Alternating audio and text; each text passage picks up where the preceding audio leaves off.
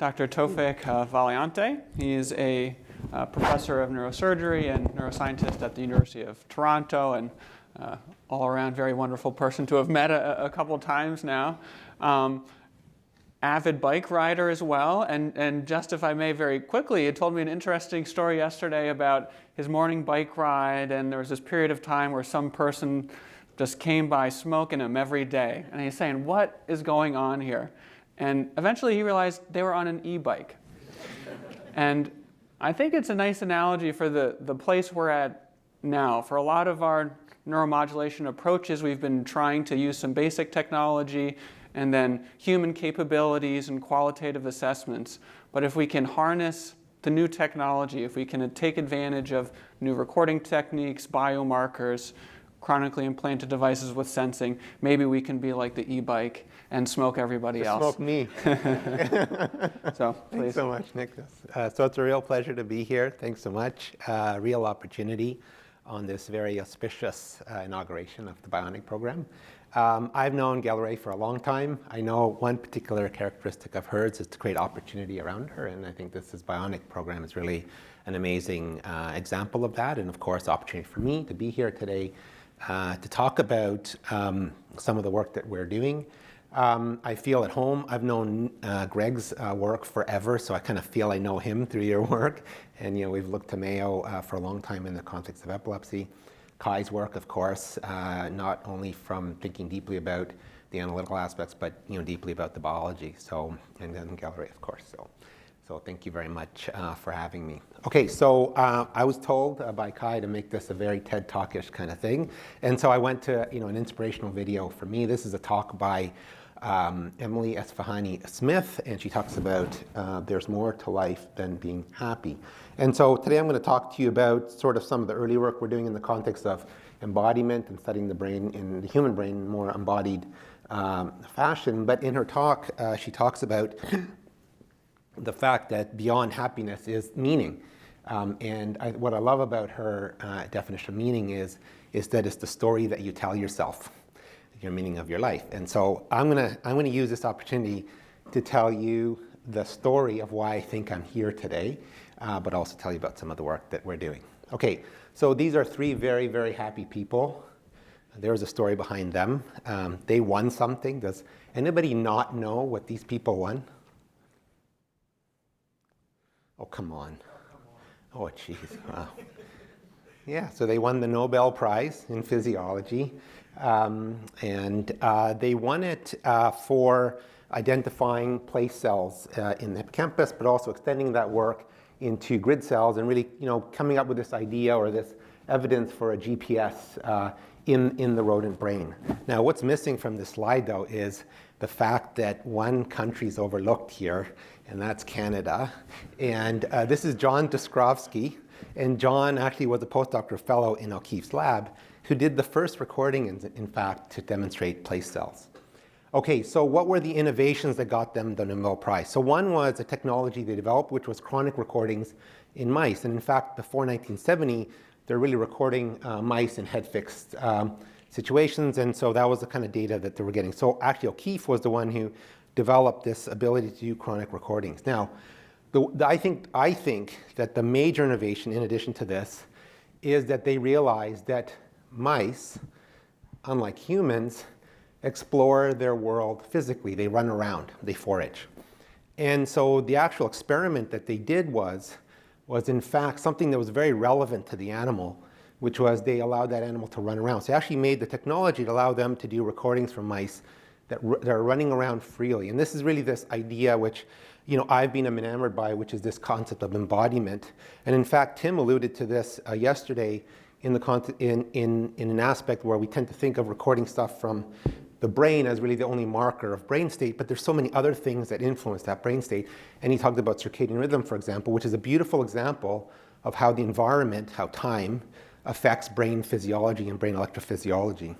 And so that, I think, is really a major innovation in how then they took that data, computational approaches, a lot less sophisticated at that time, but now things are moving on with AI, putting it together to demonstrate that specific neurons fire at specific places within their physical space. Okay, so while this amazing research was going on, I was finishing my fellowship in Seattle, Washington. This is with Dr. Ogeman. Dr. Ogeman used to joke with me that when anything went wrong in the OR, he'd say, must be made in Canada. I would say, you know, Dr. Ogeman, I'm just taking a little bit of Canada back to Canada because Ogeman was trained by Arthur Ward. Arthur Ward was trained by Wilder Penfield. So these are actually this is what I got exposed to. This was an epiphany for me, the ability to record actually single cell activity from the awake human brain. And this was something which really, really struck me. I come from a PhD in cell electrophysiology, whole cell patch clamping, and the ability to record at the same scale from the human brain as what I was doing in rodents was just something that was really, really magnificent for me. And I went back to Toronto thinking that this is what I'm going to do.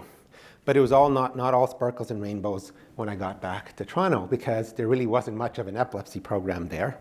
And so I spent many years, in fact, building it up to what's now the only regionalized approach to epilepsy in the world.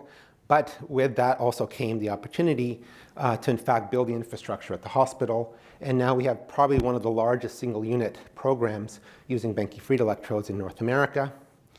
But there was another big problem, was that as I tried to recreate myself as a cognitive psychologist, I really struggled with what's understood today really as representational psychology. The idea that the brain represents things in the outside world, much like a computer, like an image on pixels in the brain, and that we manipulate those concepts, those representations for cognition. And I was struggling, and I came across this remarkable book, which sort of changed my life from thinking about cognitive function in the brain, because it really was predicated on dynamical systems theory, something that was very sort of consistent with myself growing up and having a degree in physics, and my PhD was largely computational. And so this was something that really, really changed the way I thought about the way I want to do science. And I had a great opportunity when I was building the epilepsy program to start doing intracranial recordings and the science that goes along with that, which you've seen, you know, amazingly here as part of the Mayo tradition, and got stuck on studying eye movements, which are really arguably one of the most beautiful examples of this action perception loop that we talked about, David, yesterday, and a real beautiful example of embodiment. And so just like rodents explore their world physically, humans explore, generally primates explore their environments with eye movements. And so many years we studied this. We studied it using local field potential, single unit recordings. We also utilized closed loop stimulation to understand what happens to memory at specific moments after each and every time that you move your eye. And what we showed was there's a unique signature within the hippocampus every time you move your eye, which is a mnemonic structure of the brain. As you know, there's a huge psychophysical literature that demonstrates the intimate relationship between eye movements and memory. We went on to show that it's probably mediated by a motor command coming out of the colliculus to the hippocampus, setting a time point in the hippocampus, very likely related to setting excitability states just following a saccadic eye movement, and specifically using closed loop neuromodulation, closing the loop off of each and every saccade. We're able to show that there's specific phases that are more or less amenable to encoding of information. We proposed a circuit up here, which has yet to be tested because right now the technologies that are typically used in monkeys cannot be deployed right now in humans. Particularly, would love to do laminar recordings within the human hippocampus. And in fact, just as Sean had asked, we have sort of cell type specific hypotheses which would have yet to be demonstrated with new technologies. Okay, so while this was happening, I had an opportunity to submit a large grant to the federal government, and we were successful. It was a $20 million grant to create this thing called Crania. And Crania brought some of the equipment, which I'm going to demonstrate a little bit later on, to do some more work in this context of embodiment. But I want to talk about Crania a little bit because in a small way, Crania is aspirational, much like the BIONIC program here, maybe at a smaller scale. But one of those that aspirational aspect was to create a center in Toronto that would facilitate the translation of preclinical work to therapies in humans. And as we heard from Tim and others, it's a difficult pathway, of course, and so we've settled in to really more of using the equipment that we got to enable the science behind the kind of things we want to do. But one thing that emerged out of it, and I think relevant to the BIONIC program, is the Cranial Neuromodulation Institute, which I direct, which is an educational institute at the University of Toronto dedicated to neuromodulation. We provide a collaborative specialization for students. They can get that designation on their transcript. We also provide new courses like topics in neuromodulation, electrical engineering courses in specific aspects of interfacing and modulating the nervous system. And that's become something really, really special for us because just to give you an example, that since Crania was born, there's a Neurotech club that emerged organically. 200 students apply each year to the Neurotech club. They admit only 20. So it's really an amazing groundswell of interest with sort of socializing this idea within the academic setting. Okay, so this is just a bit about, unpack this for you, but this is kind of like our next version of trying to understand. I realize I probably should have not looped this. It's going to be maybe a bit distracting. But anyway, so on the left here is a patient. This patient is tethered, and local field potential recordings are being streamed to a computer here. And the hardware is in the knapsack here. The patient's wearing a Meta Quest headset so they can actually, we're building these artificial environments. This is just a simple linear track that they go from one end to the other and poke, just like the original studies in rodents, in fact. Inside the Meta Quest is actually a set of eye trackers as well. And this is sort of a project we affectionately call Brains in the Wild. It's really likely a term that I think I will attribute to Lucia Maloney, who's really a world expert in consciousness and just a superb cognitive neuroscientist. This also collaborative work with Catherine Duncan, who's a professor of psychology at the University of Toronto, and an unusual suspect, this individual here, Prasanth Nair, who's a professor in aerospace, which I'll explain why he's participating in this. Okay, so we get lots of data, lots of time series out of this. So here is actually physical position we get out of the Meta Head Quest. We can get head direction, just like they study in rodents. We can get walking speed from the device. We have now continuous eye tracking within the Meta Quest. And this is actually some of our preliminary data where you can see this individual as they walk. You see this low frequency oscillation occurring as they move through this linear track. So just as already articulated many times in this symposium, we seek to aggregate this data, these time series data, and not only to be able to identify sort of the latent variables that drive the dynamics that we see in these time series, but one really cool innovation which was developed by a collaborator, Prasanth Nair, which is that in fact he developed a numerical method by which you can take the time series data, not only extract out the latent variables that are driving the dynamics you're observing, but also to make guesses as to the partial differential equations that govern those dynamics. And so it takes the exercise from going from detection to possibly prediction and possibly control. So that's kind of like the bit of the pie in the sky for us. Okay, so this is cool, at least we think it is. And there's a lot of science to be done here. It's like the first time, really that we've been able to do this kind of immersive, embodied type of neuroscience. But what about the patient? So does this translate in some way? And this guy here is a young guy with a fentanyl addiction, and he really has inspired or changed the way I think not only about DBS, but just maybe about the way we want to use the embodied environments. And so this young guy has a fentanyl addiction. He's tried every program under the sun. He's failed. He overdoses twice a month, and his mother's a nurse who has to revive him each and every time. And he underwent, this is the first in human, I believe, implantation of an epilepsy-style SEEG implant to identify specific biomarkers that possibly we could identify that determine his craving state, whether high or low, and possibly then stimulate for therapeutic benefit. What I love about this figure, this slide, is exactly what you're building here in BIONIC, is just the collaborative nature of it. I think that's one thing that has struck me every time that I've come, is just how deep the local collaborations here are here in Mayo, which is something I think very, very special, and I think BIONIC will succeed. But there's actually 3 hospitals represented here. There's Victor Tang, who's a psychiatrist from the Center of Addiction and Mental Health. Ben Davidson, Gail, who you know well, he's now a neurosurgeon at Sunnybrook Hospital, particularly interested in neuropsychiatric indications, both of DBS and focused ultrasound.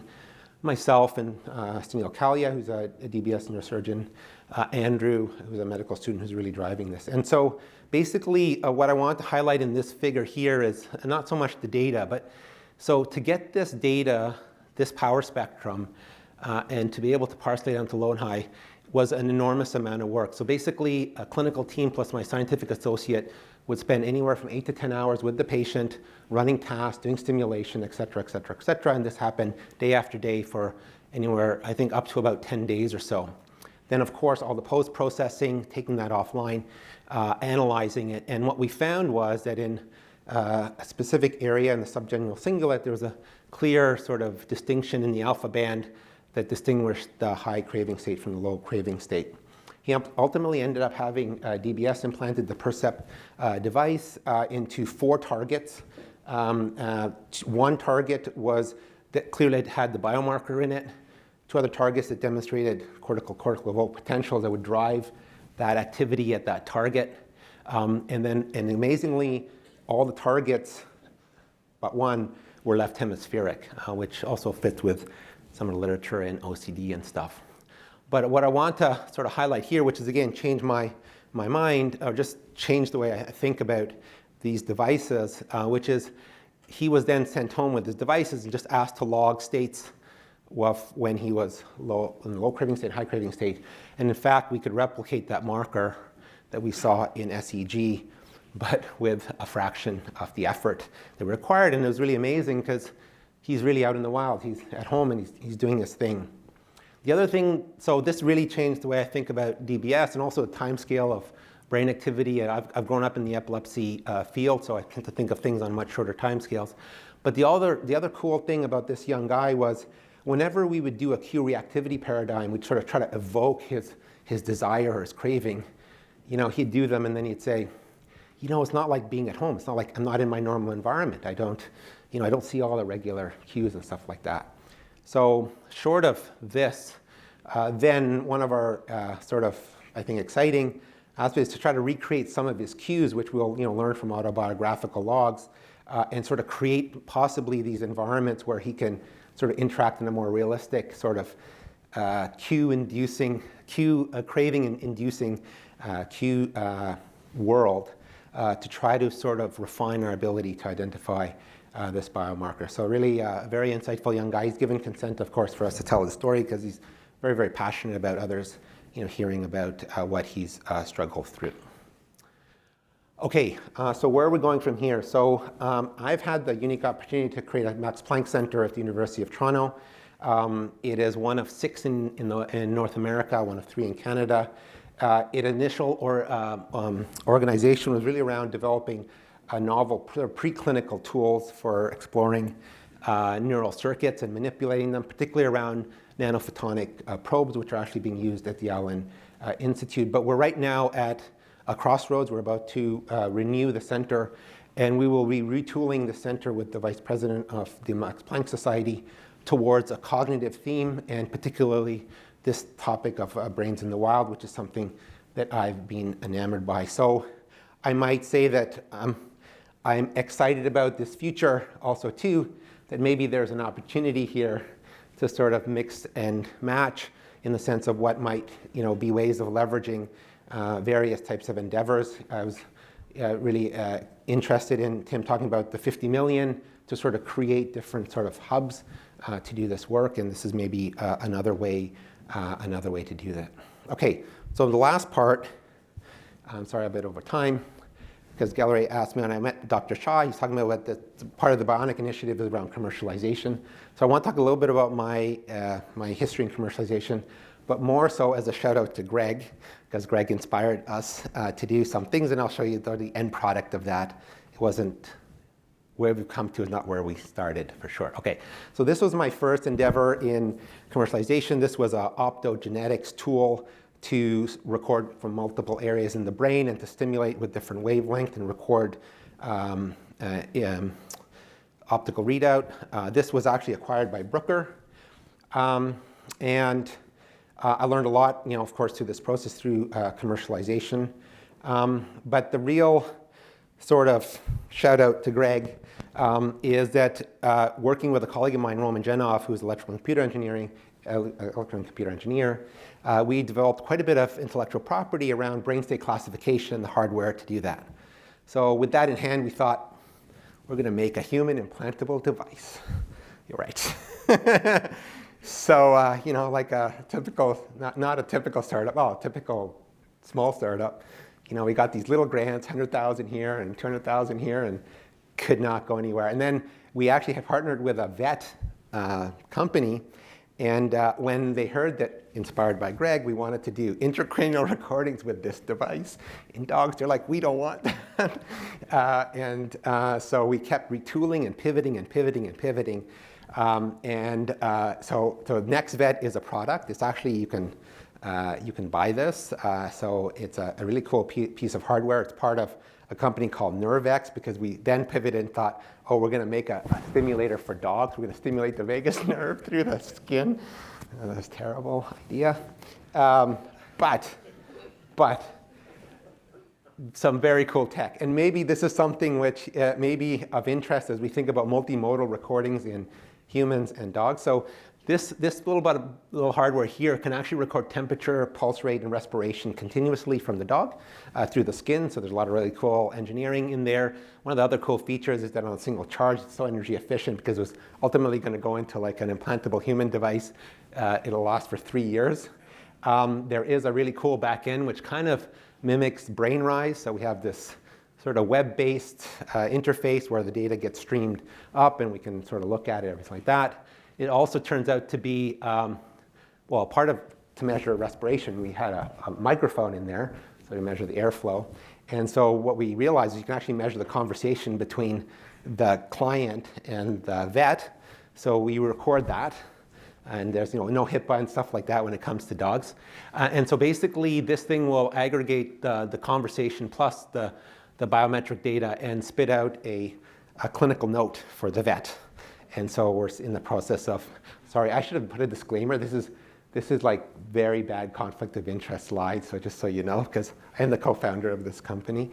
And so this is our first sort of go at this. So thank you very much, Greg. We've watched the work here from afar and always inspired. So, and like Kai said, it's really something that you've created here special. And now with a group like this, I can only imagine what you guys will do. So thank you very much.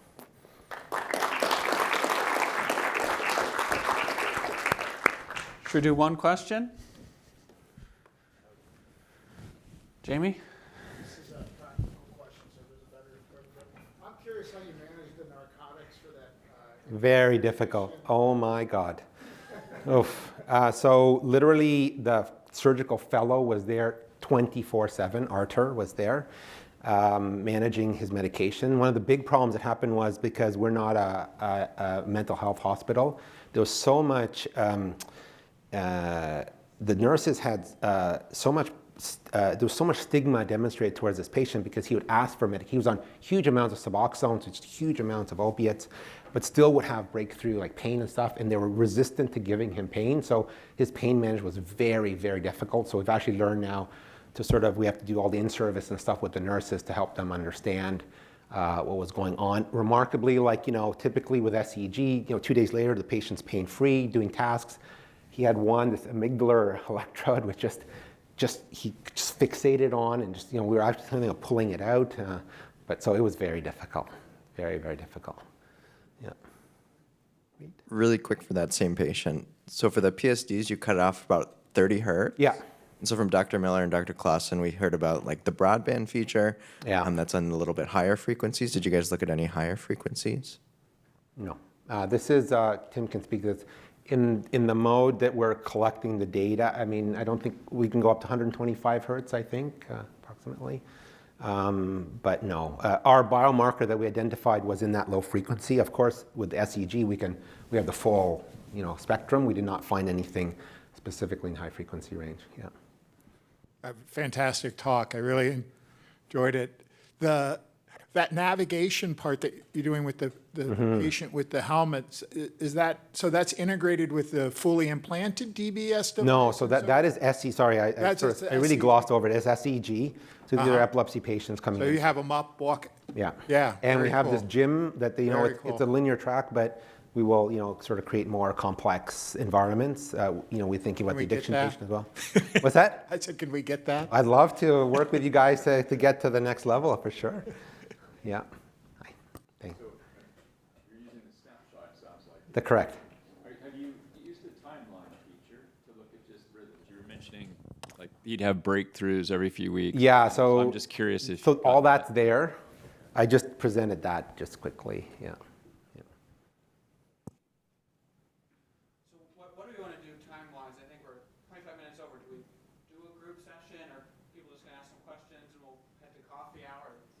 I think because of because we ask questions Yeah. after each talk, maybe we should have a brief coffee break. Unless you guys wanted to ask something quickly, Dr. Jones had been going to moderate. Do you have a particular question that you had prepared for that?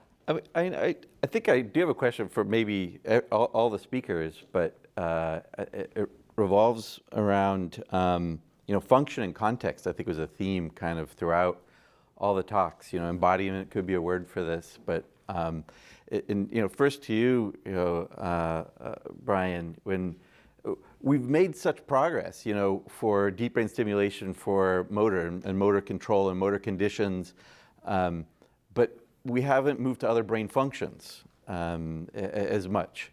How much of that do you think is due to the fact that you've got this easy, environmental grounding with, moving the hand like you were showing us, or asking the patient to move their hand, which is really guiding where you're targeting.